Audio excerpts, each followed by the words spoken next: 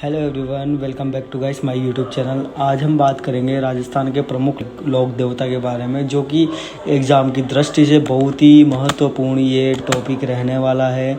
और राजस्थान में जितने भी एग्ज़ाम होते हैं उस सभी एग्ज़ाम के अंदर कुछ ना कुछ क्वेश्चन हमको लोक देवता के देखने को ज़रूर मिलते हैं। तो आज हम बात करेंगे पाबूजी राठौड़ के बारे में। और पाबूजी राठौड़ जो है लोक देवता है, इनके पिताजी का नाम धांधल जी है, माता का नाम कमला दे है। और इनका जो जन्म स्थान है वो कोलूमंड के अंदर हुआ था, जोधपुर के अंदर 1239 ईस्वी के अंदर। और इनकी पत्नी का नाम है फूलम दे, जिनको वो प्यार से प्यार दे के नाम से भी बुलाते थे। और फूलम दे जो है वो अमरकोट के सूरजमल सोडा की राजकुमारी है। जो फूलम दे है पाबूजी की पत्नी, वो अमरकोट के सूरजमल सोडा की राजकुमारी है। अब अमरकोट कहाँ है? वो है हमारा पाकिस्तान के अंदर। जो अमरकोट है वो पाकिस्तान के अंदर है। इसके आगे हम चर्चा करते हैं। ये जो लाइन है, ये लाइन आपको याद रखनी है। इससे आप पांचों पीरों के बारे में जान सकते हैं। पाबू हड़बू रामदेव मांगलिया में हाँ पांचों पीर पधार जो गोगाजी जेहा। इसके आगे हम बात करते हैं पाबूजी राठौड़ के बारे में। जो इनकी घोड़ी का नाम है वो है केसर कालमी। और देवल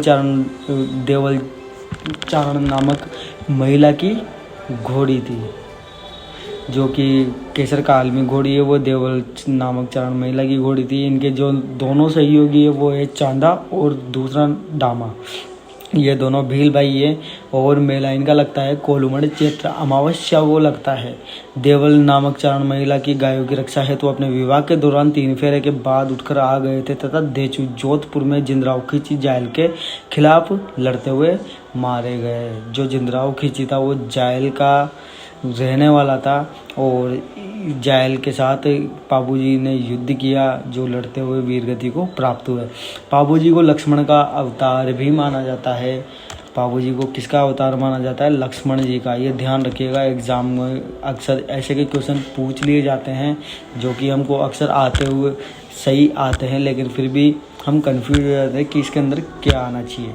इसके बाद पाबूजी को ऊंट रक्षक देवता, इनको आप एक रजिस्टर के अंदर स्टेप बाय स्टेप नोट्स तैयार कर सकते हो। और बाकी आप जो भी अपने तैयारी करना चाहो आप कर सकते हो। इनको ऊंट रक्षक देवता भी कहा जाता है। रायका जाति जो होती है वो ऊंट पालती है। जो ऊंट पालने वाली जाति होती है वो रायका जाति के लोग होते हैं। जो रायका जाति के लोग हैं वो इनको अपना आराध्य देवता मानते हैं। जो प्रमुख देवता है जो रायका जाति है वो इनको अपना आराध्य देवता मानती है। पाबूजी को प्लेग रक्षक देवता भी कहा जाता है। ये ध्यान रखना कि पाबूजी जो है उनको प्लेग रक्षक देवता भी कहा जाता है। इसके बाद आगे हम बात करेंगे। जो पाबूजी ने गुजरात के 7 थोरी भाइयों को शरण दी थी। पाबूजी की फड़ सर्वाधिक लोकप्रिय फड़ है। भील जाति के जो भोपे होते हैं वो फड़ को गाते समय रावण हत्ता वाद्य यंत्र बजाते हैं। वर्ष 1206 ईस्वी में पाबूजी वीरगति को प्राप्त हुए। पाबूजी का प्रतीक चिन्ह है भाला लिए हुए अश्वरोही के रूप में विख्यात है। जो पाबूजी के प्रतीक चिन्ह है उसके अंदर भाला लिए हुए अश्वरोही, अश्व के ऊपर सवार, ये जो आपको इमेज दिख रही है सेम टू सेम यही। इसके बाद पाबूजी के वीरगाथा गीत पवाड़े माट वाद्य यंत्र के द्वारा गाए जाते हैं।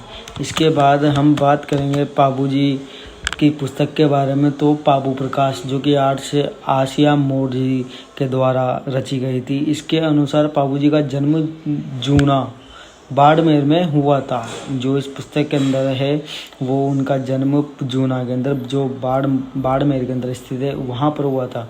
पाबूजीरा दुहा लग्रागन, पाबूजीरा छंद बिठू में हाजी, पाबूजीरा रूपक मोतीसर बगड़ावत, पाबूजीरा सोटे रामनाथ। ये कुछ जो बातें हैं ये आपको ध्यान रखनी है पाबूजी के बारे में।